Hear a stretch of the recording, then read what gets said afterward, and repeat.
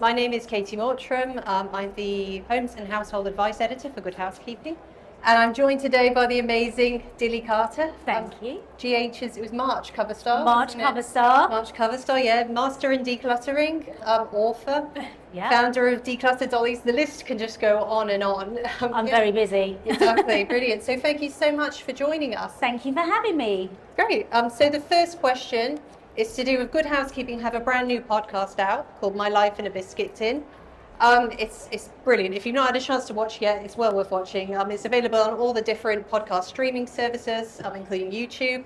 And essentially, it's a chance for brilliant women to come together and share stories behind the most prized keepsakes. So it's a bit like what you'd want to keep of all the clutter in the biscuit tin, you know. So what means the most to you? So Dilly, for you, what would you keep in the biscuit tin and why? Well, I mean, this is a big question, isn't it? What would I keep? You know, as an organiser, as a declutterer, I would keep nothing, obviously. So there's very minimal amounts of what I would keep. But when you asked me this question, I was thinking, what means something to me? You know, I'm not emotionally attached to things, which is why I'm so good at my job. I find it very easy to let go. But the few things that I'm attached to, apart from the obvious things like my child, my husband, my dog, can't fit them in a biscuit tin. My jewellery, I think I've got one piece of jewellery that, you know, I wear around my neck that my dad gave me, my late father. That's the only thing that I would put in the biscuit tin. But the only other thing that I was thinking about is when I, very early on in my career, as your career grows, but right at the beginning, someone gifted me a little pouch. And this pouch had my business name on it. And it was the first thing that I was given for free. And it was the first thing that I was gifted. And I remember getting it in the post and telling everyone, oh my gosh, I've made it. This is it. Someone's given me something for free. I could not believe it. And I found it the other day. I've kept it. And looking back at it, even the branding is different to what my branding is now. Everything about that pouch signifies how far I've come. And I'm going to put it, I'm having at the moment an office built in my garden. And I thought, you know what, I'm going to frame that, because I look at it and I think how far I've come in the time that I've been doing this business. It's just crazy. And I still look at that. And actually, the company that gave me that pouch is still going as well, which makes me really happy. But yeah, that would be in my biscuit tin, the little pouch, and obviously my jewellery, because jewellery, and this is something that you might all resonate with, I only buy jewellery when it's really meaningful. I'm not someone that buys costume jewellery. I always wear lovely jewellery. I always invest in my jewellery, but the jewellery that I buy in is always something, it means something to me. I know some people just buy jewellery because they like jewellery, but I buy jewellery to signify something that's happened in my life. So if it's an occasion or something exciting, really big has happened. So I buy, that's the things that I would keep. They're the things that I keep because they're the sentimental things. But other than that, no, nothing. Brilliant. So following on from that, for you, what kind of defines clutter? Like, how do you decide what's worth keeping from what needs to be decluttered? I think, you know, clutter can be so many things. You know, it can be the physical things around us, it can be the mental things in our head. So what is, I think the problem with clutter is when it's too many things. You know, we call it clutter when we've got an accumulation of a lot of items. That's when it becomes cluttered. You know, you might not have loads of things in your house, but you've suddenly got 20 things on the side in your kitchen. You've suddenly got, you know, 10 water bottles in your car because you haven't cleared them. And then suddenly it becomes clutter. Clutter is when we've got a to-do list that's as long as our arm in our head, you know, that's in our mind. So sometimes clutter can be not just physical things, but it can also be mental things. It can be things that are weighing us down. So any of those things that are weighing us down, be it the physical things, be it the mental things, once we reduce them, that's when we start feeling better. That's when we start feeling lighter. That's when we start feeling clearer. And that's when our houses become more spacious.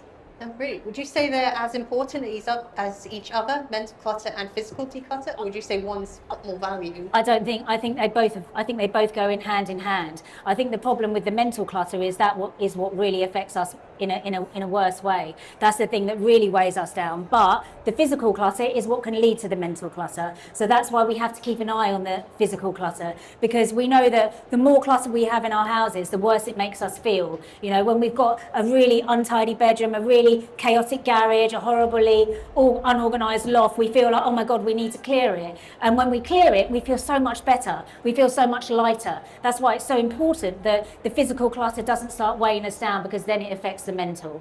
Oh, really? So you kind of can't do one without You the can't. other then? One doesn't come without the other. That's the thing with clutter. It affects everything, doesn't it? And I think when it starts affecting your relationships, that's when you have to start thinking, right, I need to do something. And that's not just the relationships with other people in your house, it's the relationships with ourselves. And that's what we have to think about. How is it making us feel? How is it affecting our everyday life? How is it affecting the way that I get up, the way that I work, the way that I go to school, the way that I dress my kids? All of these things can be affected by the amount of clutter that you've got in your house. You know, the show will show you that.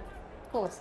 Brilliant. So following on from that, what's your own journey been in terms of decluttering? Like, have you always been tidy? Have you learned anything along the way? Have I learned anything along the way? Like most precious lessons, I suppose. The most precious lessons I've learned is stop buying.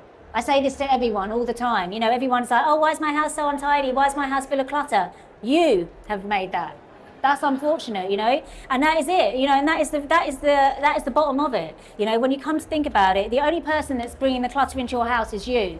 The only person in control of your spending is you. So if you want to stop it, if you want to stop that clutter, if you want to be in control of your space, then you have to get to the root of the problem. What is the root of the problem? It's us spending. The reason why I can't buy any more dresses because they don't fit in my wardrobe is me. I'm the one that spends all that money. I'm the one that's, you know, not changing my Ocado order every week because I've got it on repeat, and then I'm wondering why I've got 16 toilet rolls. Why have I got 14 ketchups? It's because I haven't cancelled my repeat order. Why have I got so much coming through the door every day? Why have I got, you know, repeat Amazon orders? Why have I got catalogues coming through? Because I'm not unsubscribing. So if you unsubscribe from the things like your emails that you get through your your emails that you get into your computer every week, you know, the magazines that come through your front door, they're going to stop your encouragement. They're going to stop you buying. So if you think you're someone that is a spender, if you think I overspend, I buy too much, then you need to think about where the problem is. Are you getting constant reminders through the door? Are you getting constant emails?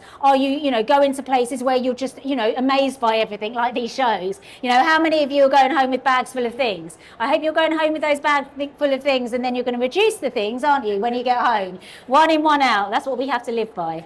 Great. So would you say one of the good ways to declutter is to kind of think what means the most to you? So if the emails particularly are bothering you, is that where you should start? Absolutely. Unsubscribe. You know, unsubscribing sounds like such a simple thing to do, but it's such a powerful thing to do.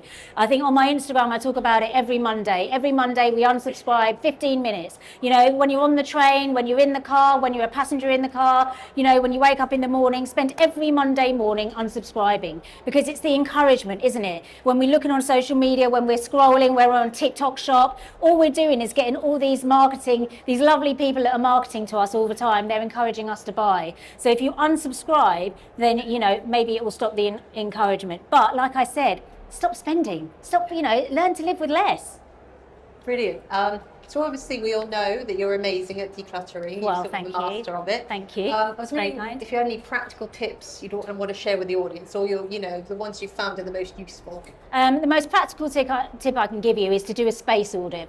For those of you that have got my book, you'll know what a space audit is, but it's something that I really, really recommend and something that I talk about all the time. Doing a space audit is where we get a notepad and pen, we walk out of our house, we look at our house, and this is very important. We look at our house, we close the door and we look at our house because we appreciate that we have a roof over our heads. Because so many of us rush into our houses, rush out of our houses, and we never really appreciate that we've actually got a safe place to live. We've got a roof over our heads. All we do is moan about our houses, but actually we're very lucky to have a house. So never be embarrassed about your house, never be embarrassed about the clutter, never be embarrassed about anything to do with your house, because you're lucky you've got one. So number one, we go out of our houses, we close the door and we look at it and we spend 5 minutes appreciating how lucky we are. Then we walk through our front door and we start taking notes. We make notes, 3 lists I want. What do I like? What don't I like? And what would I change? These are the 3 things that we're going to do. My likes, dislikes, what would I change? And you're going to do that in every single area of your house. So when you walk through your through your hallway, you might go, do you know what? That piece of furniture is a little bit too big. I don't like that. But I love the picture that's in my hallway. I love the mirror. What I don't like is that, you know, there's no coat hooks. Why are there no coat hooks in my hallway? Why is there nowhere to store my shoes? So that's going to go on my dislikes. What would I change about this hallway? Well, there's not much I can change because it's just a hallway. I can't do any structural work, but what I can do is maybe I can add a wardrobe style storage from my coats. I can add a wardrobe style storage from my shoes. These are things that I can change. Then I'm going to go into my front room and I'm going to go, right, what's going on in my front room? Well, why have I got 4 occasional chairs? Why have I still got the Calax from the kids and they're like 25 now? And I've just edited that to something else. So it's about looking at every space and thinking, slow down.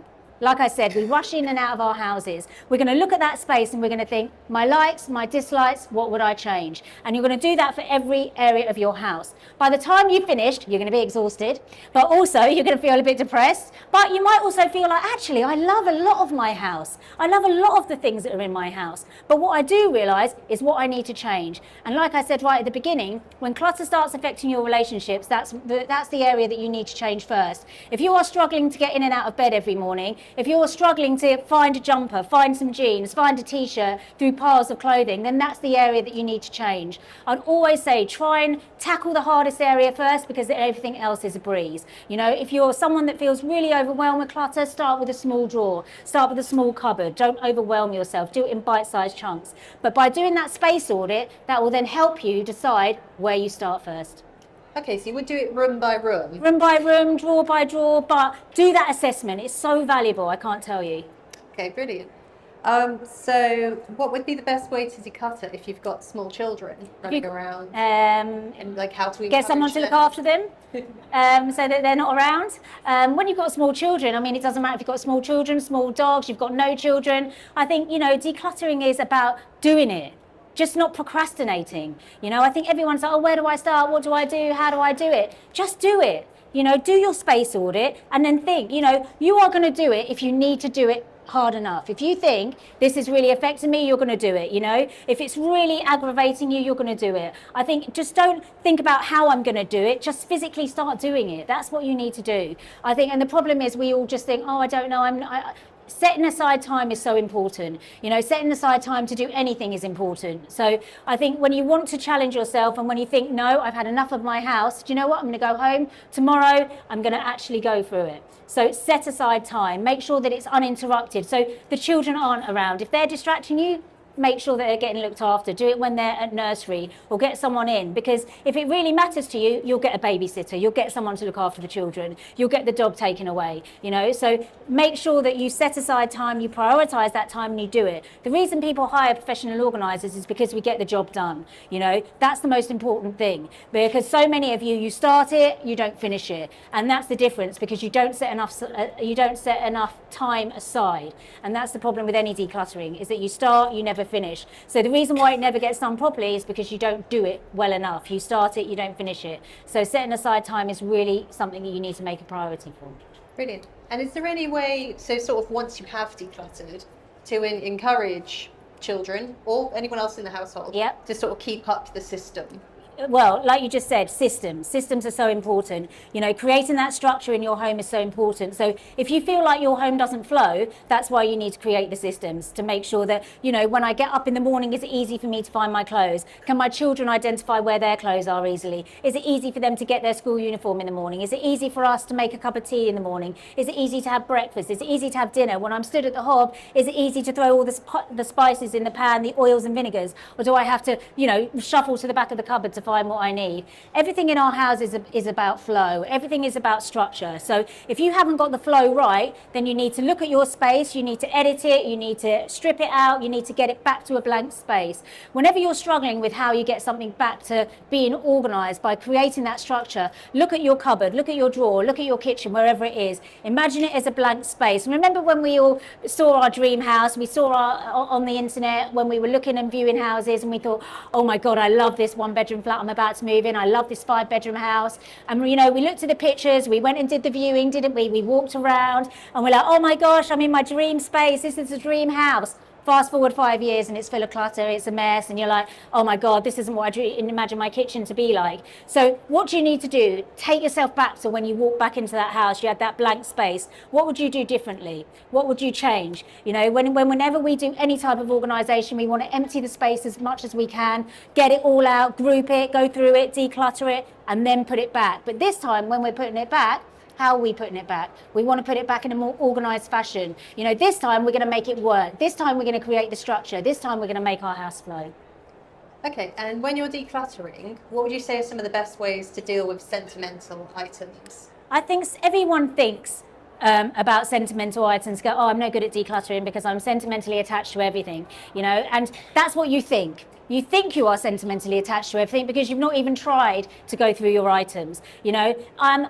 It's about going through those items and thinking, do I really love it? Do I really need it? And how does it make me feel? You know, everything is about our feelings. And often or not, you know, when I go into people's houses and help them declutter, you know, within 15 minutes, they've got 20, they're getting rid of 20 black bags. When they were like, oh, I didn't think I was going to get rid of anything today. But suddenly they have. It's because, number one, they're physically doing it. They're actually going through with it. They're not thinking about it. And when you start doing it, you're much better than you think you are. You know, so many of us, it's the idea in our heads that stops us. You know, it's the idea that, oh no, I can't declutter, I can't do it, I'm emotionally attached, I can't go through the loft, I love everything in the loft, I can't get rid of the baby's things, I can't get rid of this. But actually, when we start doing it, we realise that, oh, actually, I don't need those 85 baby grows that I've kept since 1980. Oh, actually, I don't need those 15 pairs of high heel shoes that I could never walk in again. So when you start going through it, you realise you're much better than you think. I don't think we give ourselves enough credit for how tough we are. But when we pick up that item that is sentimental, suddenly we're like, oh my God. You know, like my dad's necklace that I wear around my neck, it never comes off. If anything was to happen to that, you know, if that was in a drawer of things, that would be in my biscuit tin. That would be the item that as soon as I touch it, I look at it, I'm like, oh, I can't let go of that.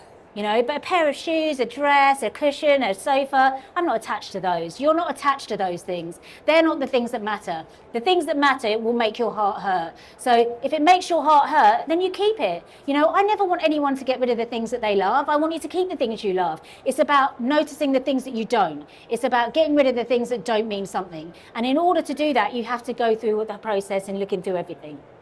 So if you were sort of say decluttering something that really pulled at the heartstrings, yeah, you know, if you had to declutter a house after a loved one's passed yeah, away, which is impossibly hard. Yeah, I was going to say that's probably the worst case. How Yeah. would you approach that? Would you say question of time or? No, so you know, I think the most important thing about decluttering someone's house who's a loved one, you know, after they passed away, and before that's even happened, I advise you all, have those conversations with your loved ones now about what they love, about what means something to them. If your parents are still alive, your grandparents are still alive, your aunties, your uncles, any of your family members, have conversations with them about what means something to them. Because when they do pass away and you're left with clearing their house, you then know that actually that sideboard, they never liked that anyway. They wanted the china to go to the local care home. They wanted that vase to go to one of the grandchildren. You know, those are the things that you want to have the conversations about, but have those conversations now. It's really important. Even though those conversations are tough, have them now. Because then when you are going through that horrible, painful process of clearing someone's house,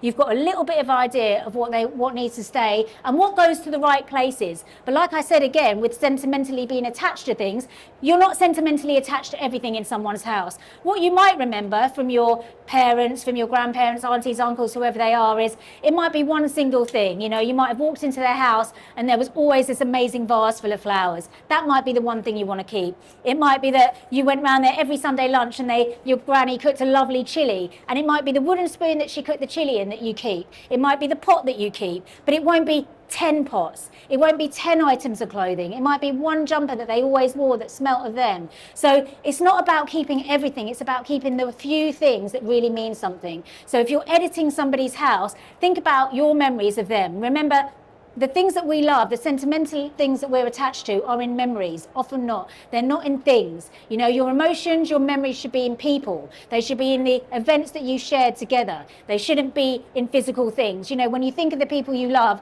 that surround you, when I think of my daughter, I think of my husband, I think of my family, it's moments. It's things that we've done together. I never think of my husband in that dodgy jumper that he wore, you know, in 1979. You know, it's not that. I think of the amazing time we had in Dubai, the amazing time we had in Australia, the amazing time we had here. You know, this is what I think about, and that's what you think about. So don't try and connect your emotions to things, because actually, when it comes down to it, when you're sat there and you're going through their house, the things that are going to make you emotional are the memories you had with them, not the things that they had.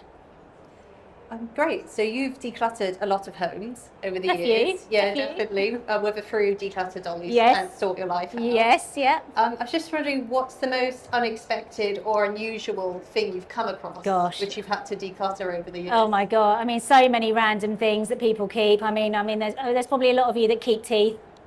There's probably a lot of you that keep umbilical cords, and there's probably a lot of you, well, hopefully not too many of you that keep plaster casts, but plaster cast, umbilical cords and teeth are probably the most hideous things that I find in people's houses. Everything else is pretty standard, but they're the things I'm always like, ugh, why do you need to keep that? Why?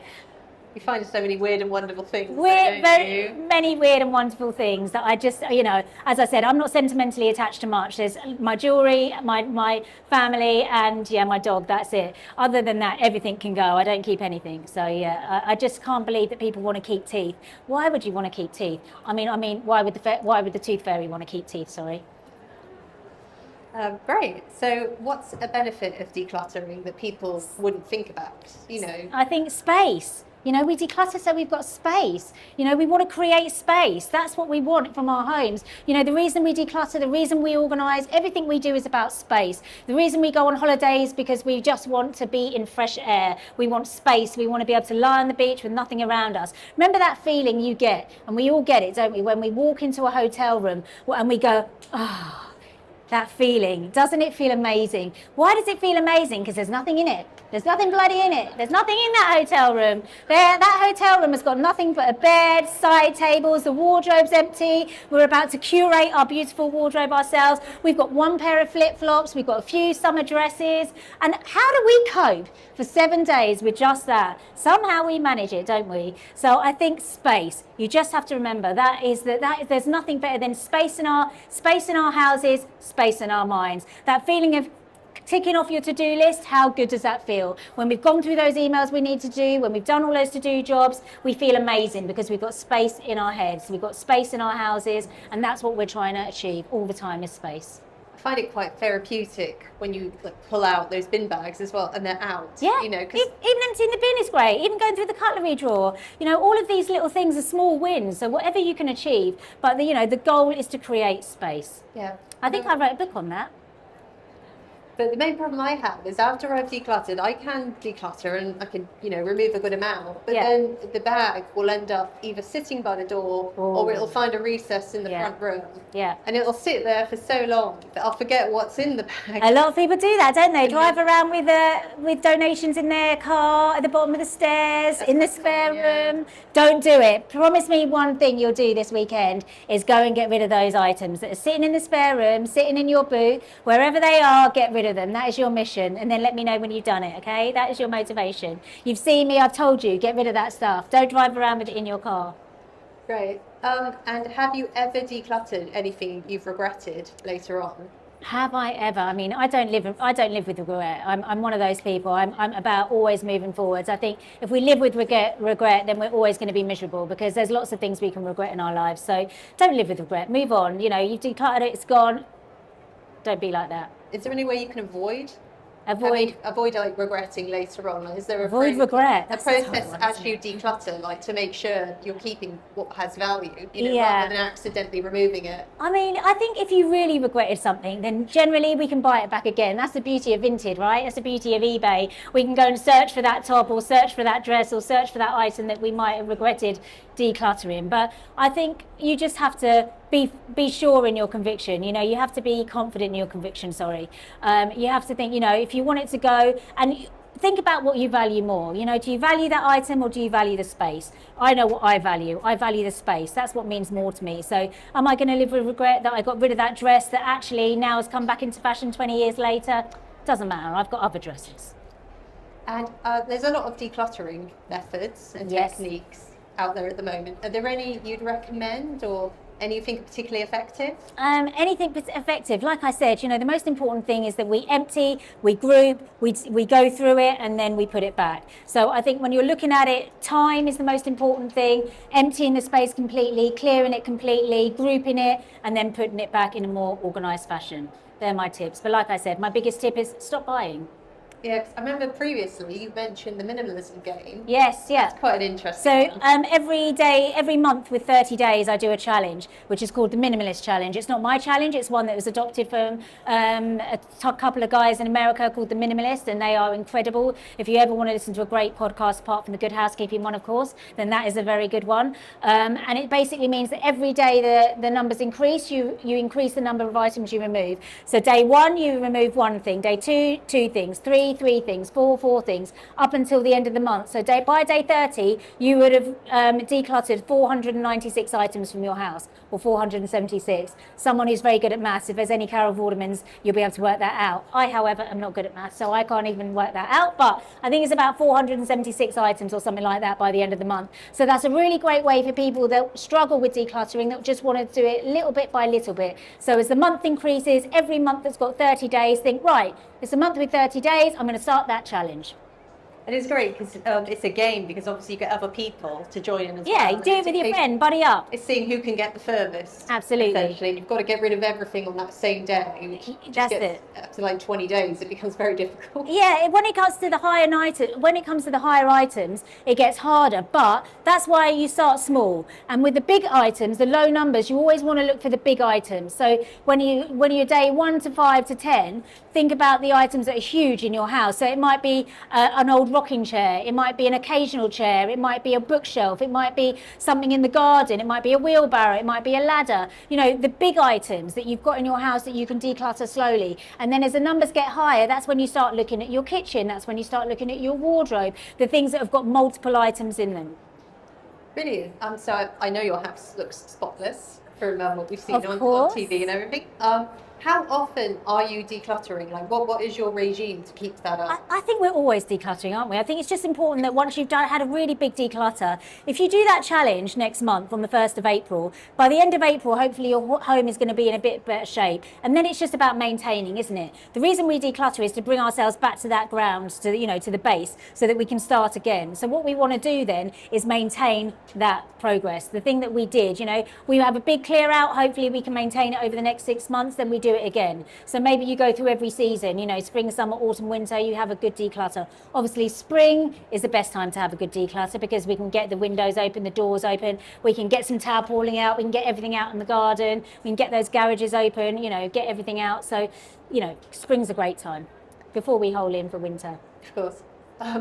And how do you feel about, storage solutions like shoe racks and vacuum bags and containers? They're obviously great in their own way, but a lot of people, sort of say, oh, it's almost making the situation worse if they haven't decluttered first. It's only making the situation worse if you don't know what you're buying. It's very important that you declutter first, you find out what you need, you look at the space. Don't go out and buy storage until you've had a good look through it first. Look through your houses, work out what you need, and then think, right, now I've decluttered, what do I need in that cupboard? Would 6 baskets fit? Would 4 baskets fit? Do I need to decant all my pastas, pulses, rices, lentils, or are they fine as they are? It's about you, it's about how you live, it's about how your family functions, what's going to work for you. Containers don't work for everyone, Containers, the reason we buy containers is to contain. Remember that word, look at the word, containers. It's got the word contain in it. So sometimes you don't need to contain your stuff. It's not about going and putting everything in plastic jars, everything in vacuum pack bags.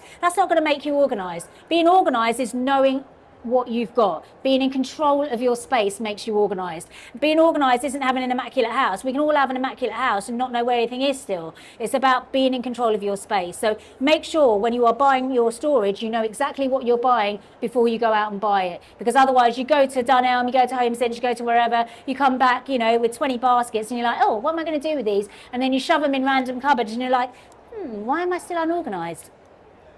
And also wondering, decluttering the wardrobe. Obviously, that's a huge topic.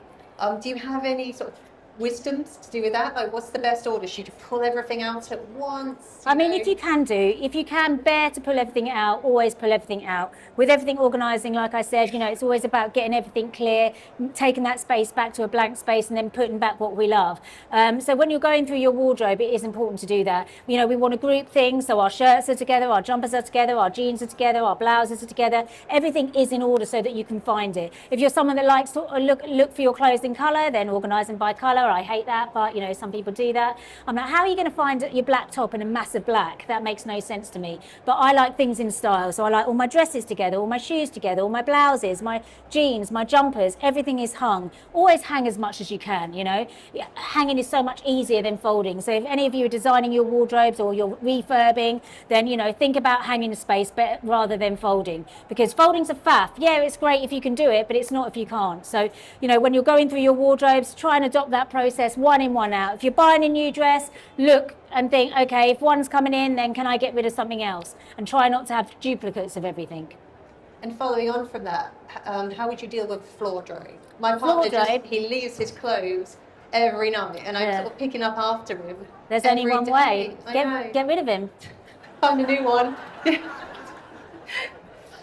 But yeah, it's like, I don't really know how to deal with that, apart from, as you say, find the source. Yeah, find the source, get rid of him. Like I said at the beginning, where is the source of the problem?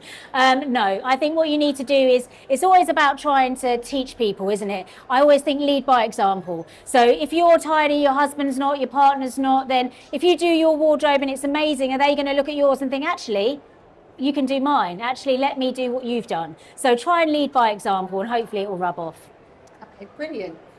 That's all of our questions. So I was going to turn the last 10 minutes over to the audience. If anyone has any questions for Dilly at all, could be anything to do with decluttering, personal, everyone's too shy. Circumstances. I've answered it all.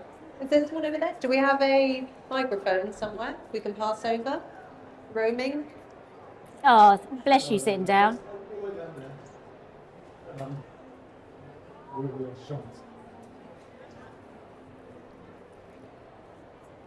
Thanks. My problem is, you make a start, you do a lot of things that you don't want anymore. In your heart, you hate waste. Yeah. And I know this charity shows, a lot of this stuff is not in local charity. Yeah. I find it hard. I've got a whole, I don't put anything back. Yeah. I can't decide what to do with it. Okay. So what do you do when you get stuck with that? And what's the best way to which things are not wasted? Yeah. I think the most important thing about waste is knowing where things should go, where to donate things to. And I think that's what most of us struggle with, isn't it? It's like, well, where can it go? Where can the clothes go? Where can the cutlery go? Where can the plates go? Where can all of these things go? So doing your research is really important. Knowing about the charities that take lots of different things. And we're lucky now that we're in a society where there are more and more places to declutter our things to. You know, a lot of even our local dumps and our refuse sites have shops attached to them. A lot of, there's lots of companies that reuse things. There's lots of we have reuse shops now. We have the shops that you can, what am I trying to say? Where what are they called? Sorry, I'm trying to think. Food banks, churches, all of those types of places where things like cutlery and all of those items can get donated to. But even your electricals, there's a company called Recycle Your Electricals where even old wires, that's a massive problem for people, isn't it? Wires, phones, electrical things, you're like, where can I donate those to? But there are now banks everywhere, all over the country. There are so many places that you can donate things to. It's about doing your research. But I always like the idea of seeing what's in my local community. So whenever I'm clearing out people's houses, often or not, I will ring up my daughter's school and say, oh, I've got a load of picture frames. Do you think the school will want them? I've got a load of arts and crafts. Do you think the school will want them? So think about what you're donating and then think about a cause that might want your things. So for an example, it might be that there's a local women's refuge near you in your area that you had no idea about. And what they need is plates, cutlery, because they've got to set up their houses with nothing and they've got nothing and they rely on donations. So for me, I always feel more empowered about giving my stuff to someone directly that I know is going to help them. So it's about researching what's in your local area and thinking, what can I donate to the right places? Not just thinking, let's fill up the bags and go to one charity shop. Let me do a little bit of extra legwork and think, right, those books could go to the old people's homes. Those games could go to the old people's homes. The linen might be able to go there. The games might be able to go there. But the cutlery could go to my local church. Or the plates could go to my local church. Or just think about it. Decluttering takes effort in all types of ways. So, you have to research. But luckily, we're in a society where there are so many different places now that we can donate things to. From our bras to our kids' clothes to our shoes. Even suits. I know there's charities that take suits for people that need to go and have job interviews that can't afford a suit for an interview. So there's places you can donate your suits to. So there's lots of different charities for lots of different things. There's places where you can go and take all your soft toys because they now repurpose those soft toys, give them like a makeover, and now they sell them in Selfridges, those soft toys, second-hand soft toys. So there's a place for everything. So never just think, I have to just shove it all in a black bag and it goes, or I don't know what to do with it, because there's always somewhere that it can be recycled to. It just, unfortunately, does take a bit of research. Brilliant. Any other questions at all? There's one lady there. There's only. Hi. Hi. Deals, actually. Pardon? Deals. Oh, deals. I really enjoyed your recent interview with Housekeeping. Oh, thank you.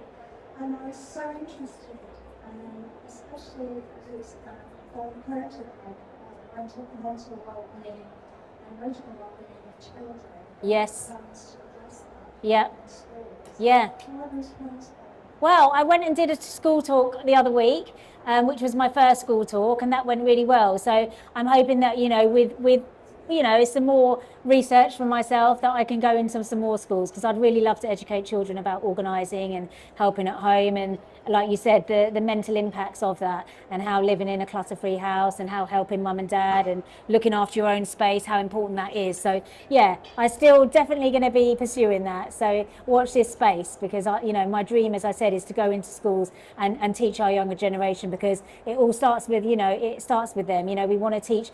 For so many of us, we never had people like me telling you what to do, did we? We never had this growing up, not as much as it is now. So teaching our younger generation how to look after their homes, how to look after each other, how to look after their space is so important, because those young children leave school, they go to college, they then go to uni, they have to look after themselves, then they go into a house, and if they've had no knowledge, how are they meant to cope? Yeah, so I'm still on it, Sorry? When am I going to where? Trip to Vegas? Oh, did I say I was going to Vegas? I did. Oh, to watch Mariah Carey? Oh, well, maybe, yeah. Still like to go to Vegas. Yeah, that's still on my to-do list. Yeah. Great. Any other questions at all? There's Yes. someone over here. Someone over here. Hello. My best friend is just a little bit. She's autistic.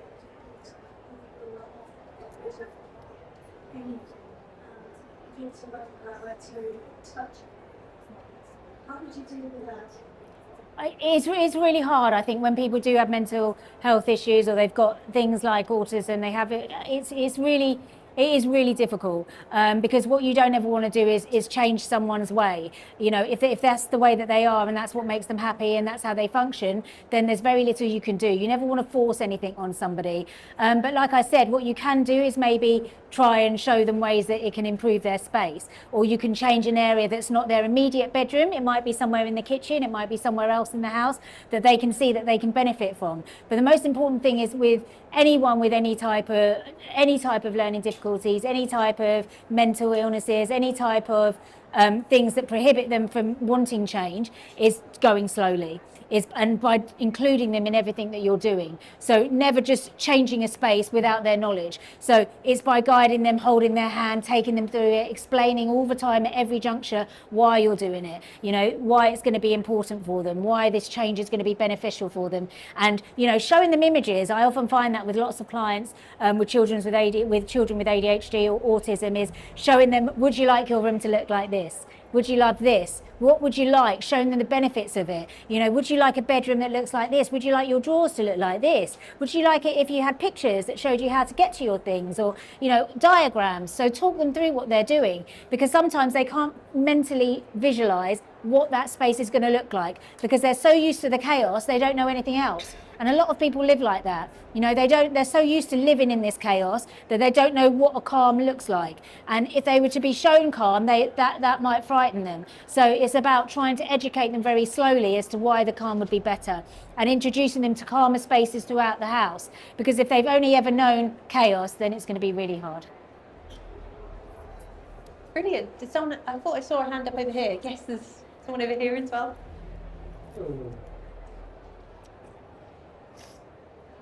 I'm one of those weird people who has stuff that I bought 30 or 40 years ago. Not weird. I still wear it, people still compliment it. Oh my God, where'd you get that coat, that bag, those shoes, that jewellery? Love that. Because I have this thing, I want to invest to save. Good. Once I'm a good point to Yes. Yep. I decide when I'm finished with it. Yeah, great. That does, however, make it tricky to declutter. Yeah. So, any thoughts on those of us who do have legacy vintage stuff, Yeah. that we know we could still use, but we do want to create space? Yeah. I guess I'll ask you about the psychology of that, Mm-hmm. and any thoughts you have on that, where stuff you have kept has become useful, because you look at things and go, well, that and that and that and that and that was useful, so do I really want to get rid of this? I think the most important thing about keeping anything is making sure you're revisiting it. So even if you are someone that buys vintage, you love vintage, you've been buying vintage for 30 years, you know, that's amazing. You know, it's great. We're all eclectic. It's great to have that type of, you know, habits, that you've bought quality, that you've bought lovely stuff, and that you still wear it and you still love it. But the most important thing is, as we keep continuing to buy, that we're always looking through what we've got as well. So things can't keep coming in without things leaving, because that's when the clutter builds up. So it's important that even though you've got this amazing collection of clothes, there will still be some things in there that you don't want anymore. But the thing is, you haven't been looking through them. You haven't been through them. When was the last time you went through your clothes? Okay, so even in the 10 months, even if it was 10 months ago, have you bought anything in 10 months? Yes, you have. Yes, you have. Yes, you have.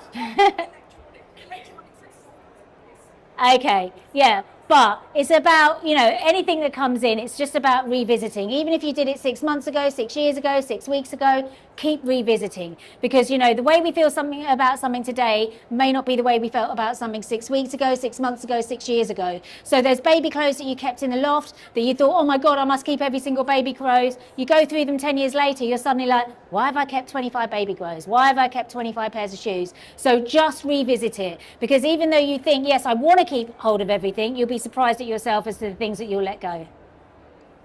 Brilliant. And we might have time for one more question. Was there any more questions at all? Oh, one person back.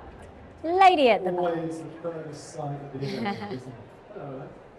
We'll dive across. Hello. Hi. Ah, thank you so much. I just wanted to know how you got into this very open how you sort of started off with. Did you say, sorry, say that again? I didn't hear quite.